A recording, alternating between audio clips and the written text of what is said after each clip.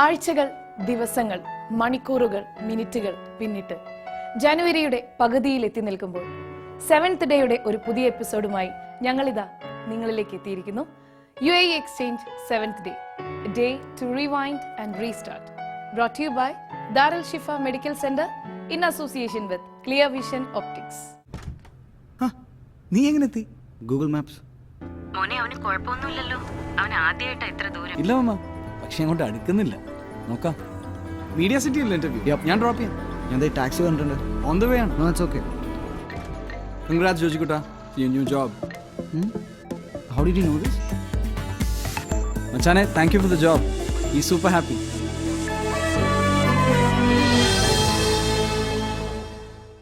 ആദ്യം പോയ വാരത്തിലെ ചില ബഹ്റൈൻ വാർത്തകളും വിശേഷങ്ങളുമായി ദാറുൽ ഷിഫ എക്സ്റേ. ബഹ്റൈൻ പ്രതിഭ സംഘടിപ്പിച്ച നാടകോത്സവം ഇക്കഴിഞ്ഞ ജനുവരി 13 ബഹ്റൈൻ കേരളീയ സമാജത്തിൽ വെച്ച് നടന്നു. ഒട്ടേറെ പുതുമകൾ അടങ്ങിയ നിരവധി റിഹേഴ്സൽ ക്യാമ്പുകളായിരുന്നു ഈ നാടകോത്സവത്തിന്റെ മറ്റൊരു പ്രത്യേകത. ആ ക്യാമ്പ് വിശേഷങ്ങളിലേക്ക്. ഇത് ബഹ്റൈൻ പ്രതിഭ യൂണിറ്റുകളെ ഏകോപിപ്പിച്ച് ഇക്കഴിഞ്ഞ ജനുവരി 13 നടത്തിയ നാടകോത്സവത്തിന്റെ മുന്നൊരുക്ക കാഴ്ചകളാണ് റിഹേഴ്സൽ ക്യാമ്പ്.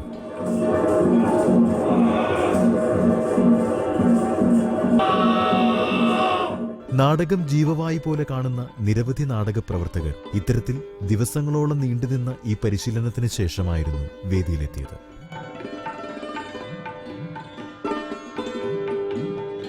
പന്ത്രണ്ട് യൂണിറ്റുകൾ ചേർന്ന് 6 നാടകങ്ങളാണ് അരങ്ങിലെത്തിച്ചത്. 6 നാടകങ്ങളും ഒരു ദിവസം തന്നെയാണ് അവതരിപ്പിക്കപ്പെട്ടതുമെന്നതും ശ്രദ്ധേയമായി. ഏകദേശം 500-ഓളം ആളുകൾ 1.5 മാസക്കാലമായി അവിശ്രമം പ്രവർത്തിച്ചതിൻ്റെ ഭാഗമായിട്ടാണ് ഞങ്ങൾക്ക് ഇത്രയും ശക്തമായ നിലയിൽ ഇത് വിജയിപ്പിക്കുന്നതിന് വേണ്ടി സാധിച്ചിട്ടുള്ളത്. പുതിയ നടന്മാർ, പുതിയ നടിമാർ, അതുപോലെ തന്നെ ശാസ്ത്ര സാങ്കേതിക രംഗത്തുള്ള വിദഗ്ധന്മാർ എല്ലാം തന്നെ ഇതിലൂടെ വളർത്തിയെടുക്കുന്നതിന് വേണ്ടി നമുക്ക് സാധിച്ചിട്ടുണ്ട്. സംഗീതത്തിൻ്റെ കാര്യത്തിൽ, ലൈറ്റിൻ്റെ കാര്യത്തിൽ, പശ്ചാത്തലത്തിൻ്റെ കാര്യത്തിൽ ഇവരെല്ലാം തന്നെ പുതിയ മുഖങ്ങളെ അണിനിരത്തുന്നതിനും അവരെ ഇതുമായി ബന്ധപ്പെടുത്തുന്നതിനും വേണ്ടി സാധിച്ചിട്ടുണ്ട്. അതുപോലെ നാടകത്തിൽ അഭിനയിച്ചിട്ടുള്ള നടീനടന്മാരെ സംബന്ധിച്ചിടത്തോളം ഇന്ന് വരെ നാടകം കാണാത്ത ഒരുപാട് ആളുകൾ ഇതിലുണ്ട്. അത്തരം ആളുകളാണ് ഇതിൽ നടീനടന്മാരായി വന്നിട്ടുള്ളത്. അതോടൊപ്പം തന്നെ ഇതിനെല്ലാം നേതൃത്വം കൊടുക്കുന്നതിന് വേണ്ടി കേരളത്തിലെ ഏറ്റവും ശക്തനായിട്ടുള്ള ഒരു നാടക പ്രവർത്തകൻ സാങ്കുട്ടിയുടെ, അതുപോലെ തന്നെ ബഹ്റിനിലെ തന്നെ നാടക രംഗത്ത് സജീവ സാന്നിധ്യം പുറത്തുന്ന മോഹൻജിയുടെയും എല്ലാം തന്നെ സാന്നിധ്യം ഈ നാടക പ്രവർത്തനത്തിൽ ഞങ്ങൾക്ക് വലിയ തോതിലുള്ള വിജയത്തിന് സാക്ഷ്യം വഹിക്കുന്നതിന് വേണ്ടി ഇടവരുത്തിയിട്ടുണ്ട് എന്നുള്ളതാണ്. നാടക ക്യാമ്പിലുള്ളവരിൽ മിക്കവരും പുതുമുഖങ്ങൾ. ജോലി തിരക്കുകൾക്കൊപ്പം ഈ പ്രവാസത്തിലും നാടകത്തിനായി ഇവർ സമയം ഒഴിഞ്ഞു വെക്കുന്നതിന്റെ കാരണം ഈ കലാരൂപത്തോടുള്ള അടങ്ങാത്ത അഭിനിവേശം കൊണ്ടാണ് എന്നത് അവരുടെ വാക്കിൽ നിന്നും തിരിച്ചറിയാം. 35 വർഷമായിട്ട് ബഹ്റിനിൽ താമസിക്കുന്ന ഒരാളെ ഞാൻ. പണ്ട് ഇതുപോലെ നാടകങ്ങൾ അഭിനയിച്ചിട്ടില്ല, ആദ്യമായിട്ട് അഭിനയിക്കുന്നത്. ഇവിടെ മറ്റുള്ള സമയങ്ങളിൽ വേറെ ഒന്നും ചെയ്യാനാവാതെ റൂമിൽ തന്നെ ചടഞ്ഞുകൂടിയിരിക്കുന്ന ഒരു സ്വഭാവക്കാരനായിരുന്നു. പക്ഷേ ഈ നാടകം തുടങ്ങിയതിന് ശേഷം വളരെയധികം ഒരു നടനായി തീരാനുള്ള ഒരു അഭിവാഞ്ഛ ഘടകം എന്നിൽ നടക്കുന്നു. ഫസ്റ്റ് ടൈമാണ് അഭിനയ രംഗത്തോട്ട് വരുന്നത്. ഫസ്റ്റ് വരുന്ന സമയത്ത് ഒരു ടെൻഷനൊക്കെ ഉണ്ടായിരുന്നു. 2 മാസത്തോളമായി റിഹേഴ്സൽ തുടങ്ങിയിട്ട്. ഇപ്പം നല്ലൊരു കോൺഫിഡൻസ് തോന്നുന്നു, പേടിയില്ല. നല്ലൊരു അനുഭവം. ഗൾഫിൽ വന്നതിന് ശേഷം 16 വർഷമായി ഞാൻ ഗൾഫിൽ വന്നതിന് ശേഷം ഉള്ളൊരു ഫസ്റ്റ് ഒരു അനുഭവമാണിത്. അഭിനേതാക്കൾ മാത്രമല്ല പ്രതിഭ ഒരുക്കിയ ഈ നാടകോത്സവത്തിൽ സംവിധാന രംഗത്തും സംഗീത നിയന്ത്രണ രംഗത്തുമൊക്കെ പുതുമുഖങ്ങളുടെ സാന്നിധ്യമുണ്ടായിരുന്നു. മ്യൂസിക്കിൽ വളരെ ഇൻട്രസ്റ്റ് ആണ്. അപ്പോൾ ഇങ്ങനെ ഒരു ചാൻസ് കിട്ടിയപ്പം ഇത് ചെയ്യാനുള്ള ഒരു താല്പര്യം കൂടി. ആദ്യമായിട്ടാണ് സംവിധാനം ചെയ്യുന്നത്. പക്ഷേ കുറച്ച് നാടകങ്ങളിൽ അഭിനയിച്ച ഒരു മുൻപരിചയമായിട്ടാണ് ഇപ്പോൾ സംവിധാനം ചെയ്യാൻ വന്നത്. ആദ്യമായിട്ടാണ് ഞാൻ നാടക സംവിധാന രംഗത്തേക്ക് ഇറങ്ങിയത്. അഭിനയം പോലെയല്ല, എന്തായാലും നല്ലൊരു അനുഭവം തന്നെയാണ്. നാടകത്തിൻ്റെ എല്ലാ തലങ്ങളെയും പഠിക്കാനൊക്കെ പറ്റിയൊരു നല്ല അവസരമായിട്ട് ഞാൻ കാണുകയാണ്. നാടകം സംവിധാനം ചെയ്യുക എന്നുള്ളത് തന്നെ വളരെ ശ്രമകരമായിട്ടുള്ളൊരു കാര്യമാണ്. അതിനോടൊപ്പം തന്നെ ഇതിന് അഭിനയിക്കുന്ന ആൾക്കാരെല്ലാവരും, അണിയറയിലുള്ള എല്ലാ ആൾക്കാരും പുതിയതാവുമ്പോൾ അത് ഏറെ ശ്രമകരമായി ഭവിക്കുകയാണ് ചെയ്യുന്നത്. ബഹ്റൈൻ എന്നും നാടകത്തിന് വളക്കൂറുള്ള മണ്ണാണ്. നിരവധി നാടകോത്സവങ്ങളും ബഹ്റൈനിൽ അരങ്ങേറാറുണ്ട്. എന്നാൽ ഒരൊറ്റ ദിവസം ഇത്രയധികം നാടകങ്ങൾ, അതും പ്രതിഭാ അംഗങ്ങളായ പുതുമുഖങ്ങൾക്ക് അവസരം നൽകി വേദിയിലെത്തിയപ്പോൾ അത് നാടകാസ്വാദകർ ആസ്വദിക്കുക തന്നെ ചെയ്തു.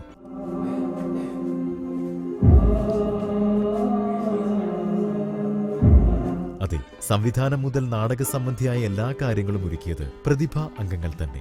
ഇവിടെയുള്ള ഏറ്റവും പ്രധാനപ്പെട്ട ഒരു കാര്യം എന്ന് പറയുന്നത് ഏറ്റവും സാധാരണ തൊഴിലാളികൾ അവർക്ക് ഇത്തരം കാര്യങ്ങൾ ചെയ്യാനും അതിലൂടെ അവർക്ക് സ്വയം മുന്നോട്ട് വരാനും കഴിയുന്ന ഒരു ശ്രമം ഇതിൻ്റെ പിന്നിലുണ്ടെന്നുള്ളതാണ്. അത് ഏറ്റവും പോസിറ്റീവായ കാര്യമാണ്. കാരണം ഇത്രയും രീതിയിൽ ഇത്രയും കഷ്ടപ്പെടലുകൾക്കിടയിൽ നിന്നും അവർ സ്വന്തമായി വളർന്നു വരാൻ തയ്യാറെടുക്കുന്നു എന്ന് പറയുന്നത് ഏറ്റവും സന്തോഷമുണ്ടാകുന്ന കാര്യമാണ്. അതിലൂടെ അതിനൊരു രാഷ്ട്രീയമുണ്ട് ആ അർത്ഥത്തിൽ. അതായത് ഒരു പുതിയ രീതിയിൽ അവരുടെ അധ്വാനങ്ങളെ അവർക്ക് പുതിയൊരു രീതിയിൽ നാടകമാക്കാനും നാടകത്തിൻ്റെ ഒരു വഴിയിലൂടെ അവർക്ക് സ്വയം അവരെ തന്നെ പ്രകാശിപ്പിക്കാനും കഴിയുക എന്ന് പറയുന്നത് ഒരു മഹത്തായ സംഭവമാണ്. മലയാളി ജീവിതത്തിന്റെ രാഷ്ട്രീയ സാമൂഹ്യ സാംസ്കാരിക അവസ്ഥകളെ ഏറെ സ്വാധീനിച്ചിട്ടുള്ള കലാരൂപമാണ് നാടകം. പ്രതിഭയൊരുക്കിയ ഈ നാടകോത്സവം നാടകപ്രേമികൾക്ക് തീർച്ചയായും അവിസ്മരണീയമായൊരു അനുഭവമായി മാറി. ഒപ്പം നാടകത്തിന്റെ തെളിമയാർന്ന ഗ്രഹാതുര ഓർമ്മകളിലേക്കുള്ള ഒരു തിരിച്ചുപോക്കും. ബഹ്റിൻ കേരളീയ സമാജം മലയാളം പാഠശാലയുടെ നേതൃത്വത്തിൽ കുട്ടികൾക്കായി സംഘടിപ്പിച്ച അക്ഷരമുറ്റം ഏകദിന ക്യാമ്പ് ശ്രദ്ധേയമായി. ആ ക്യാമ്പ് വിശേഷങ്ങളിലേക്ക്. പ്രവാസത്തിലും നമ്മുടെ ഭാഷയെ നെഞ്ചോട് ചേർത്ത് പിടിക്കുവാൻ പ്രേരിപ്പിക്കുകയും അത് കുട്ടികളിലേക്ക് പകർന്നു കൊടുക്കുകയും ചെയ്യുന്ന കേരളത്തിന് വെളിയിലെ ഏറ്റവും വലിയ ഭാഷാ പഠന കേന്ദ്രമാണ് ബഹ്റിൻ കേരളീയ സമാജം മലയാളം പാഠശാല. ഗൾഫിൽ വളരുന്ന കുട്ടികൾക്ക് മലയാള ഭാഷ പഠിക്കാനുള്ള അവസരമാണ് മലയാള പാഠശാല നൽകുന്നത്. ഇവിടെ 40ഓളം അധ്യാപകരുണ്ട്, ഒപ്പം പ്രധാനാധ്യാപകനും.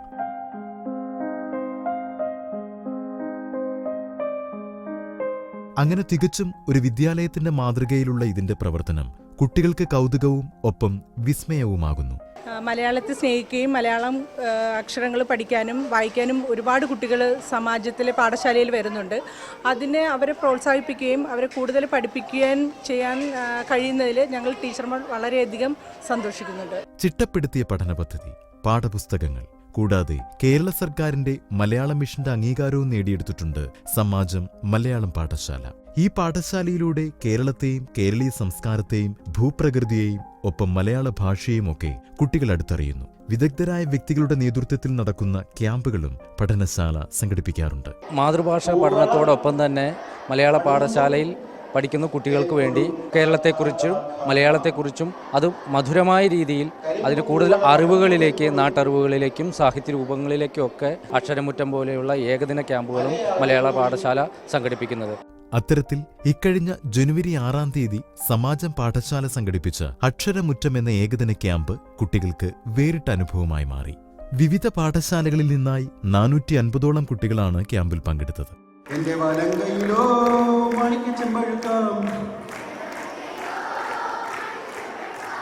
മാതൃഭാഷാ പഠനത്തോടൊപ്പം മലയാള സാംസ്കാരിക മൂല്യങ്ങളും സാഹിത്യരൂപങ്ങളും അടങ്ങിയ വിവിധ സെഷനുകളിലായിരുന്നു ക്യാമ്പ്. കുട്ടികൾ ആടിയും പാടിയും സജീവമാക്കിയ അക്ഷരമുറ്റം ക്യാമ്പിന്റെ ഡയറക്ടർ, അധ്യാപകനും ഭാഷാ പണ്ഡിതനുമായ മനോജ് കളരിക്കലായിരുന്നു.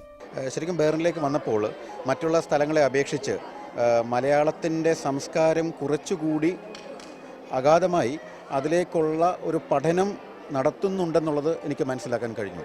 അക്ഷരങ്ങൾ പഠിക്കുന്നത് മാത്രമല്ല, അതിലടങ്ങിയിരിക്കുന്ന ഒരു സ്നേഹവും ത്യാഗവും മാനുഷികമായിട്ടുള്ള ബന്ധങ്ങളും നമ്മുടെ മണ്ണിനെക്കുറിച്ചുള്ള ജ്ഞാനവും കുട്ടികൾക്ക് കുറച്ചധികമുണ്ടെന്ന് എനിക്ക് മനസ്സിലാക്കാൻ സാധിച്ചു. വളരെ സന്തോഷം തോന്നി. രാവിലെ 9:30 മുതൽ ആരംഭിച്ച ക്യാമ്പ് 4 മണി വരെ നീണ്ടുനിന്നു. പാചകപ്പുരയിൽ കുട്ടികൾക്കായി ഭക്ഷണമൊരുക്കാൻ മുതിർന്നവരുമുണ്ടായിരുന്നു.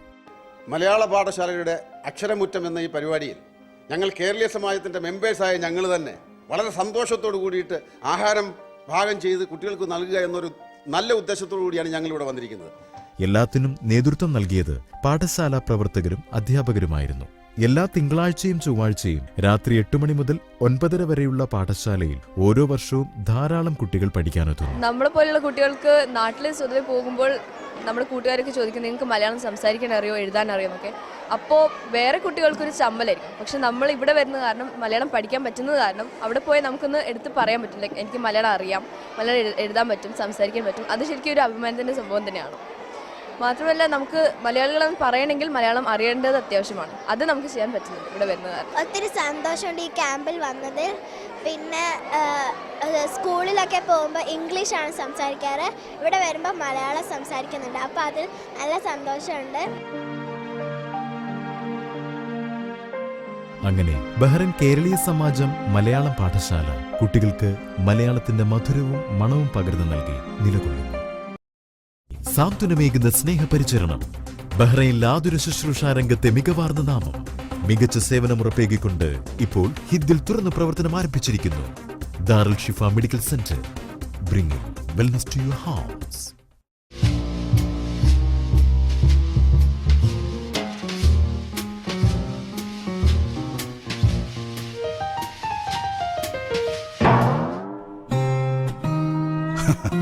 കണ്ണുണ്ടായാ പോരാ, കാണണം, ശരിക്കും കാണണം. Clear vision optics, Bahrain. ഇനി വാർത്തയിലെ വിശേഷത്തിലേക്ക്. വരകൾ കൊണ്ട് വിസ്മയം തീർക്കുന്ന ഒരു കലാകാരനെ നമുക്ക് പരിചയപ്പെടാം. പെൻസിൽ കൊണ്ട് നിരവധി മുഖചിത്രങ്ങൾ പകർത്തി ലിംക ബുക്ക് ഓഫ് റെക്കോർഡ്സിൽ ഇടം നേടിയ ബഹ്റൈൻ പ്രവാസി ശ്രീ ആൽബർട്ട് ആന്റണി. ആ വരക്കാഴ്ചകളിലേക്ക്. തങ്കശ്ശേരി സ്വദേശിയായ ആൽബർട്ട് ആന്റണിയോട് സുഹൃത്തുക്കളും പ്രിയപ്പെട്ടവരും ചോദിക്കുന്ന ഒരു ചോദ്യമുണ്ട്. എന്നാണ് എന്റെ ചിത്രം വരച്ചു തരിക? ഉത്തരം ആൽബർട്ടിന്റെ നിറച്ചിരിയിലൊതുങ്ങും. എന്നാൽ വൈകാതെ അവരെ തേടിയെത്തുക ആൽബർട്ട് പെൻസിലിൽ വരച്ചിട്ട അവരുടെ ജീവസുറ്റ മുഖചിത്രമാവും. അതെ, ബഹ്റൈൻ പ്രവാസി ആൽബർട്ട് ആന്റണി എന്ന ആപ്പിൾ നമുക്ക് വിസ്മയമാവുന്നു. 20 മാസമെടുത്ത് 92 പെൻസിലുകൾ കൊണ്ട് ആപ്പിൾ വരച്ചത് 1317 മുഖചിത്രങ്ങൾ. ആ യാത്ര ചെന്നെത്തിയതോ ലിംക ബുക്ക് ഓഫ് വേൾഡ് റെക്കോർഡിലും. അങ്ങനെ ആൽബർട്ട് ഏറ്റവും കൂടുതൽ പേരുടെ മുഖചിത്രം വരച്ച് അത് ഫേസ്ബുക്കിൽ പോസ്റ്റ് ചെയ്ത ആദ്യ ചിത്രകാരനായി. ഞാൻ താമസിച്ചിരുന്നത് ബാച്ചിലേഴ്സ് റൂമിലായിരുന്നു. അപ്പം അവർ ചീട്ട് കളിക്കുന്ന ഒരു സായന്തനങ്ങൾ ചീട്ട് കളിക്കുമായിരുന്നു. അപ്പോൾ ഈ ചീട്ട് കളിക്കാൻ അറിയാത്തത് കൊണ്ട് ഞാൻ ഭാര്യയുടെ ചിത്രം ഒന്ന് വരച്ചിട്ട് ഫേസ്ബുക്കിൽ പോസ്റ്റ് ചെയ്തു. പിന്നെ ലിംക ബുക്കിലേക്ക് ഞാൻ കയറുന്നത് ഒരു അഡ്വക്കേറ്റിൻ്റെ ചിത്രം വരച്ചതോടുകൂടിയാണ്. ബോറിസ് പോൾ എന്ന് പറയും, കൊല്ലത്ത് അഡ്വക്കേറ്റാണ്. അയാളാണ് എനിക്ക് ഈ വഴി കാണിച്ചു തന്നത്. ലിംകയിലേക്ക് നിനക്ക് എൻട്രി ചെയ്യാം എന്നുള്ള രീതിയിൽ. അങ്ങനെയാണ് തുടർന്ന് അതിലേക്ക് വേണ്ടി വരച്ചത്. ഇന്നിപ്പോൾ 2019 പേരുടെ മുഖചിത്രം വരച്ചു കഴിഞ്ഞു ആൽബർട്ട്. എന്തിന്, എലിസബത്ത് രാജ്ഞിയുടെ ഔദ്യോഗിക സൈറ്റിലും ആൽബർട്ടിന്റെ കയ്യൊപ്പുണ്ട് എന്നറിയുമ്പോഴാണ് ഈ കലാകാരന്റെ കഴിവ് നമ്മൾ അറിയുക. തന്റെ കയ്യൊപ്പ് ചാർത്തി പെൻസിൽ കൊണ്ട് ആൽബർട്ട് വരച്ച എലിസബത്ത് രാജ്ഞിയുടെ ചിത്രം ബെക്കിംഗ്ഹാം ഒഫീഷ്യൽ പേജിൽ 16 മാസം മുൻപ് ഷെയർ ചെയ്ത വിശേഷം പറയുമ്പോൾ ആൽബർട്ടിന് വലിയ സന്തോഷം. വരച്ച സുഹൃത്ത് ബന്ധങ്ങൾക്കും മാത്രമല്ല പല പ്രമുഖരെയും വരച്ചിട്ടുണ്ട്. 446ഓളം പ്രമുഖ വ്യക്തികളെ ലോകത്ത് വരച്ചിട്ടുണ്ട്. അതിൽ എലിസബത്ത് രാജ്ഞിയുടെ ബെക്കിംഗ്ഹാം ഒഫീഷ്യൽ പേജിൽ വരെ എൻ്റെ ചിത്രം ഷെയറിങ് പോയതാണ് എനിക്ക് മറക്കാൻ പറ്റാത്തൊരു അനുഭവം. ആൽബർട്ട് എന്ന ആപ്പിളിന്റെ വരവിശേഷങ്ങൾ അറിയാൻ ചെല്ലുമ്പോൾ കലാകാരൻ ഒരു പുതിയ ദൗത്യത്തിന്റെ തിരക്കിലായിരുന്നു. ക്യാൻവാസിൽ ബഹ്റൈൻ രാജകുടുംബാംഗത്തിന്റെ മുഖം വിരിയുന്നു. മറ്റ് രാജകുടുംബാംഗങ്ങളുടെ മുഖചിത്രവും ആൽബർട്ട് ഒരുക്കിയിട്ടുണ്ട്. ഇവയൊക്കെയും നേരിട്ട് നൽകണമെന്ന ആഗ്രഹവും മനസ്സിൽ സൂക്ഷിക്കുന്നു ആൽബർട്ട് എന്ന apple. Kollam Madhava school of ആർട്സിൽ നിന്നും ചിത്രകല പഠിച്ച ആപ്പിൾ എന്ന ആൽബർട്ടിന് വരയില്ലാത്ത ഒരു ദിവസത്തെക്കുറിച്ച് ചിന്തിക്കാൻ പോലും സാധിക്കില്ല. ദിവസവും ഒത്തിരി പേര് ആവശ്യപ്പെടാറുണ്ട്, വരയ്ക്കാൻ ആവശ്യപ്പെട്ടിട്ടുണ്ട്. പക്ഷേ എല്ലാവർക്കും വരച്ചു കൊടുക്കാനൊന്നും എനിക്ക് സാധിച്ചിട്ടില്ല. പിന്നെ ജീവിതത്തിൽ നമ്മൾ ഇങ്ങനെയുള്ള, അതായത് ഒരു ദിവസം 1-2 ചിത്രങ്ങൾ ഇപ്പോൾ വരയ്ക്കുന്നുണ്ട്. ഇതിപ്പോൾ ഒരു ആനന്ദപ്രദമാണ്, നമുക്കൊരു സന്തോഷം തരുന്നതാണ്. കാരണം വേറെ എല്ലാം മറന്നിട്ട് നമ്മൾ പ്രവാസികളല്ലേ, അപ്പം ആനന്ദം ഇതിലാണ് ലഹരി കണ്ടെത്തുക. അതാണ് എൻ്റെ ലക്ഷ്യം. 18 വർഷമായി ബഹ്റൈനിൽ പ്രവാസ ജീവിതം നയിക്കുന്ന ആപ്പിൾ എന്ന ആൽബർട്ട് ആന്റണി തന്റെ ജന്മനാട്ടിലും ഒപ്പം പ്രവാസത്തിലും അങ്ങനെ കലാസ്വാദകരുടെ പ്രിയപ്പെട്ടവനാകുന്നു. സാന്ത്വനമേകുന്ന സ്നേഹപരിചരണം. ബഹ്റൈനിൽ ആതുര ശുശ്രൂഷാ രംഗത്തെ മികവാർന്ന നാമം. മികച്ച സേവനം ഉറപ്പേകിക്കൊണ്ട് ഇപ്പോൾ ഹിദ്ദിൽ തുറന്നു പ്രവർത്തനം ആരംഭിച്ചിരിക്കുന്നു. Darul Shifa medical centre, bringing wellness to your house.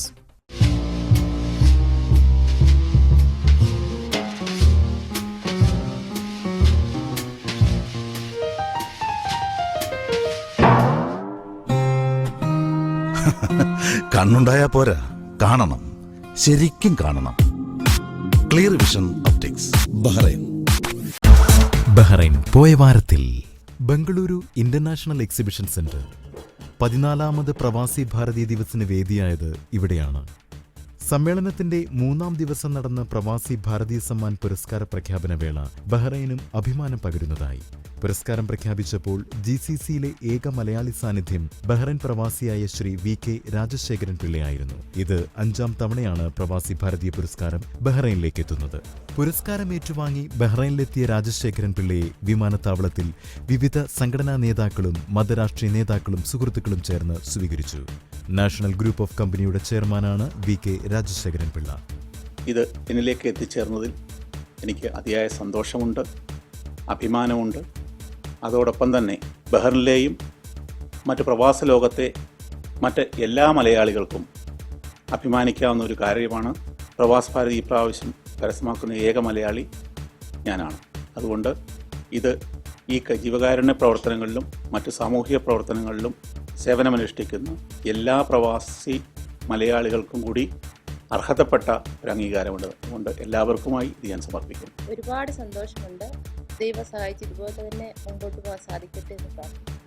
ഒരുപാട് വിശിഷ്ട വ്യക്തികൾ ഇരുന്ന ആ വേദിയിൽ നിന്ന് അച്ഛൻ ഈ പുരസ്കാരം ഏറ്റുവാങ്ങുന്നത് കാണാൻ കഴിഞ്ഞത് വളരെയധികം സന്തോഷമുണ്ട്. തിരക്കുള്ള വ്യവസായി ആയിരിക്കുമ്പോൾ തന്നെ ബഹ്റൈനിലെ സാമൂഹ്യ സാംസ്കാരിക രംഗങ്ങളിലുമൊക്കെ സജീവ സാന്നിധ്യമാണ് ഇദ്ദേഹം. ഒപ്പം ഒട്ടനവധി ജീവകാരുണ്യ പ്രവർത്തനങ്ങളും ഏറ്റെടുത്തു നടത്തുന്നു. എല്ലാ പ്രവർത്തനങ്ങൾക്കും പിന്തുണയുമായി കുടുംബവുമുണ്ട്. നിസാരമെന്ന് നമ്മൾ കരുതുന്ന ചോദ്യങ്ങൾക്ക് ഒരുപക്ഷെ നമുക്ക് ഉത്തരം അറിയണമെന്നില്ല. അത്തരത്തിലുള്ള ചോദ്യങ്ങളുടെ ഉത്തരം തേടിയുള്ള യാത്ര തുടരുകയാണ്.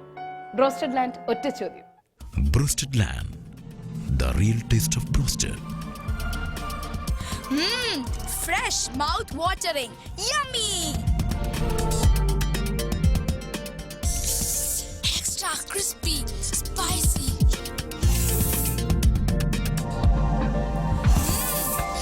Great choice.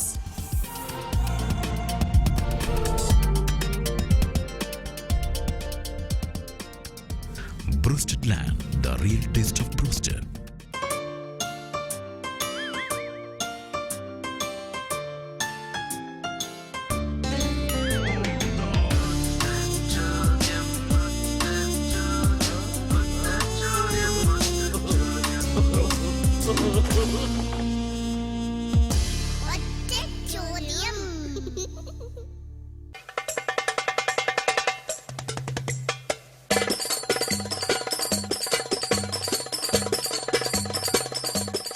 ഇതാ നോക്കൂ, നമ്മുടെ ഗ്രാമ്പൂ, ചാതി, ഇതെല്ലാം ഈ സൂക്കിൻ്റെ പ്രത്യേകത. ഇങ്ങനെ പഴയ പലവ്യഞ്ജന ഐറ്റംസ്.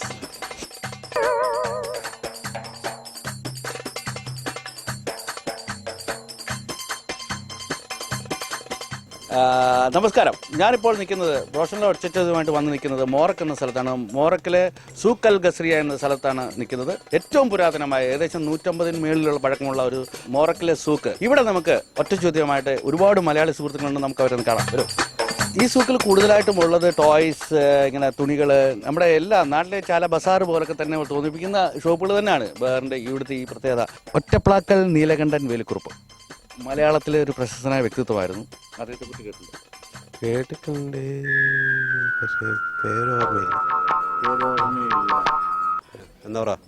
ഒറ്റപ്ലാക്കൽ നീലകണ്ഠൻ വേലിക്കുറുപ്പ് മലയാളത്തിലൊരു പ്രശസ്തനായ വ്യക്തിത്വമായിരുന്നു. അദ്ദേഹത്തെ കുറിച്ച് കേട്ടിട്ടുണ്ടോ? സിനിമയില് മോഹൻലാൽ പറഞ്ഞു. എന്ത് പറഞ്ഞു? നിങ്ങൾ പറഞ്ഞു തന്നെ. പറഞ്ഞോ? പറഞ്ഞു തന്നെ. പറഞ്ഞോ? പറഞ്ഞു തന്നെ.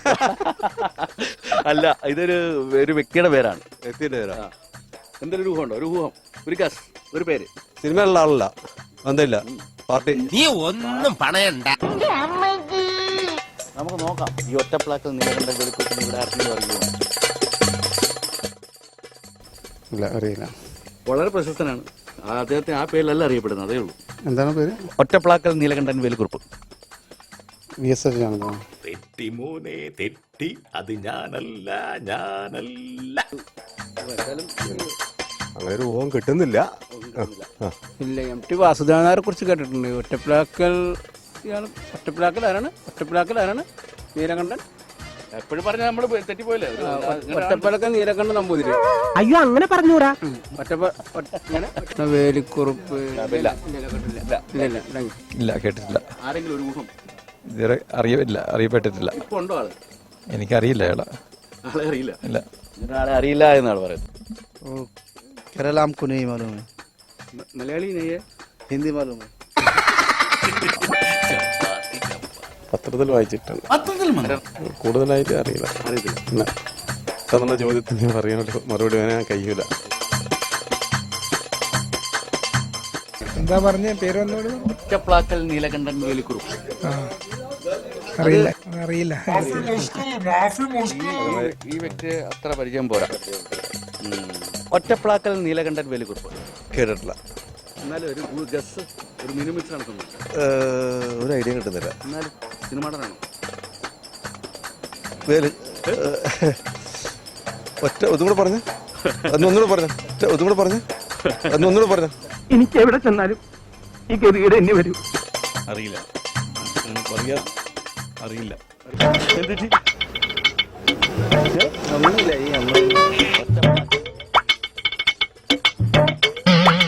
എന്തോന്നടാ ഇതൊക്കെ നാണക്കേട്.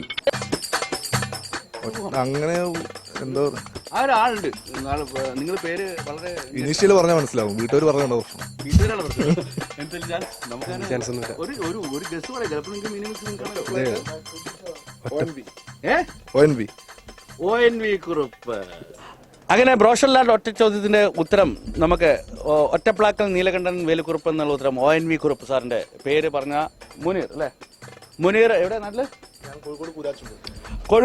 കോഴിക്കോട് കൂരാച്ചുണ്ടുകാരനായ മുനീറാണ് നമ്മുടെ മീനു മിക്സ് സമ്മാനം അടിച്ചിരിക്കുന്നത്. നമ്മുടെ ഗോൾഡ് നീ എവിടെ പരിപാടി അവതരിപ്പിച്ചാലും ഇത് തന്നെയാണല്ലോ അതിന്റെ വിധി. എന്തായാലും മോറക് സൂക്കില് ആദ്യത്തെ സമ്മാനം അർഹൻ മുനീറാണ്. അദ്ദേഹത്തിന് നമുക്ക് മീനു മിക്സ് സമ്മാനം കൊടുക്കാം.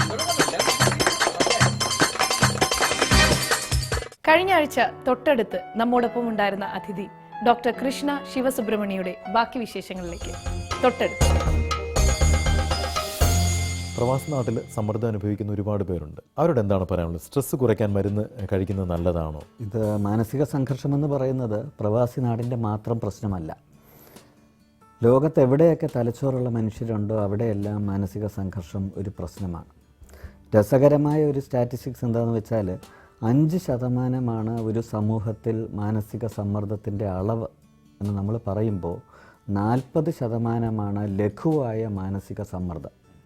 അപ്പോൾ ഇത് കുറയ്ക്കേണ്ടത് നമ്മുടെ തലച്ചോറിൻ്റെ വളർച്ചയ്ക്ക്, തലച്ചോറെന്ന് വെച്ചാൽ നമ്മൾ മനുഷ്യൻ തലച്ചോറാണെന്ന് വേണമെങ്കിൽ പറയാം, ഈ തലച്ചോറിൻ്റെ വളർച്ചയ്ക്ക് വളരെ ആവശ്യമാണ്. അത് കുറയ്ക്കാൻ വേണ്ടിയാണ് നമ്മൾ മൈൻഡ്ഫുൾനെസ് എന്ന് പറയുന്ന ഒരു മാർഗം.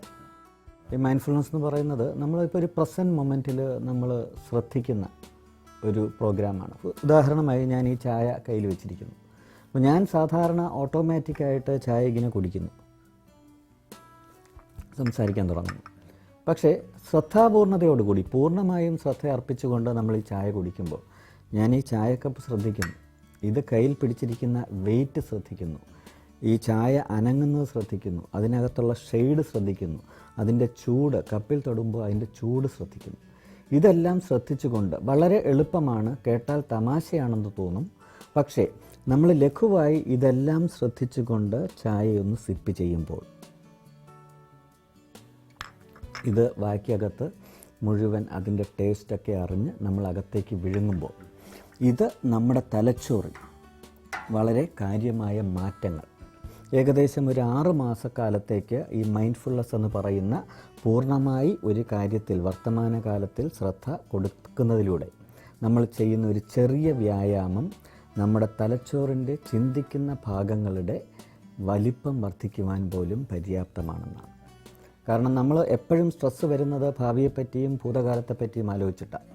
ഭൂതകാലത്തെപ്പറ്റി ആലോചിക്കുമ്പോൾ നമ്മൾ വിഷാദത്തിലേക്ക് പോകും. ഭാവിയെപ്പറ്റി ആലോചിക്കുമ്പോൾ, അതിൻ്റെ പ്രതീക്ഷകളെപ്പറ്റി ആലോചിക്കുമ്പോൾ പലപ്പോഴും ആകാംക്ഷയിലേക്കും പോകും. ഭൂതകാലവും ഭാവി കാലവും നമ്മളൊന്ന് കട്ട് ചെയ്താൽ വർത്തമാനകാലത്ത് വലിയ സ്ട്രെസ്സൊന്നുമില്ലാതെ നമുക്ക് മുൻപോട്ട് പോകാൻ പറ്റും. അതാണ് മൈൻഡ്ഫുൾനെസ് എന്ന് പറയുന്ന ഒരു മാർഗത്തിലൂടെ നമ്മൾ ശ്രമിക്കുന്നത്. പ്രവാസം എപ്പോഴും സ്ട്രെസ്സ് നിറഞ്ഞതാണ്, സമ്മർദ്ദം നിറഞ്ഞതാണ് എന്ന് പറയപ്പെടുന്നു.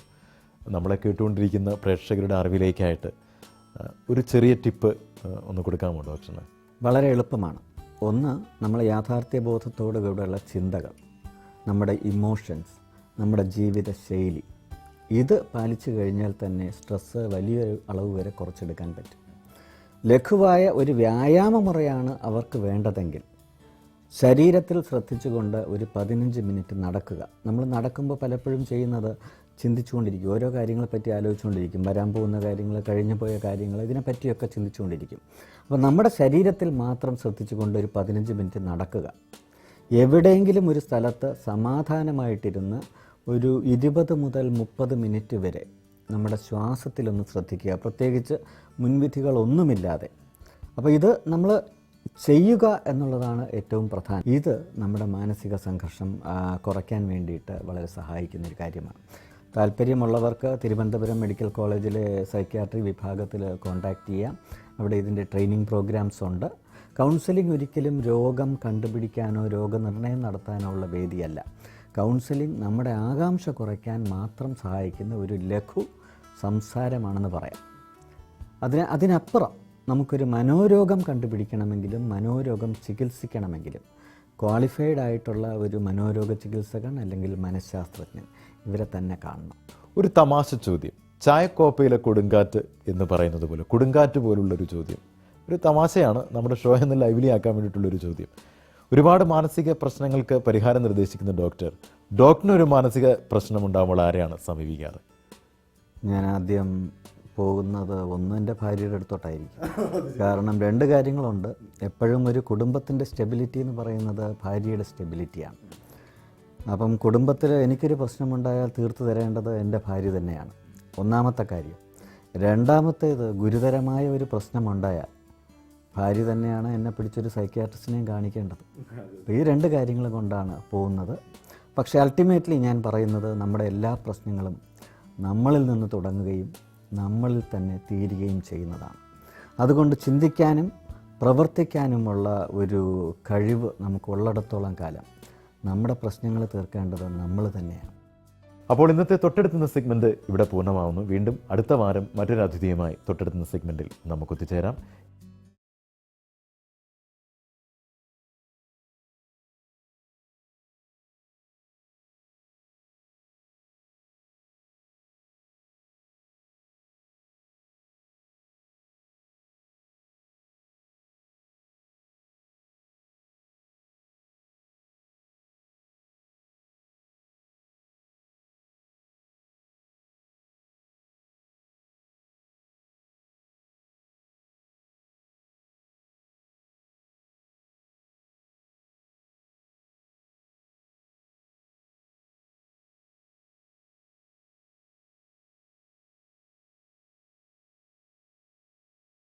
ഇത്തരം രസകരമായ വാർത്തകളും വിശേഷങ്ങളും നിങ്ങൾക്കറിയാമെങ്കിൽ ഞങ്ങളെ അറിയിക്കുക. news@room32wll.com എന്ന ഇമെയിൽ അഡ്രസ്സിലൂടെയോ 38444690 എന്ന വാട്സപ്പ് നമ്പറിലൂടെയോ. അപ്പോൾ അടുത്ത ഞായറാഴ്ച ഇതേ സമയം വീണ്ടും കാണാം. UAE exchange 7th day, a day to rewind and restart. 7th day നിങ്ങൾക്കായി അവതരിപ്പിച്ചത് UAE exchange, Darul Shifa medical centre, clear vision optics, broasted land, Mass Furniture Bahrain. 4 PM News. Nothing new for tomorrow.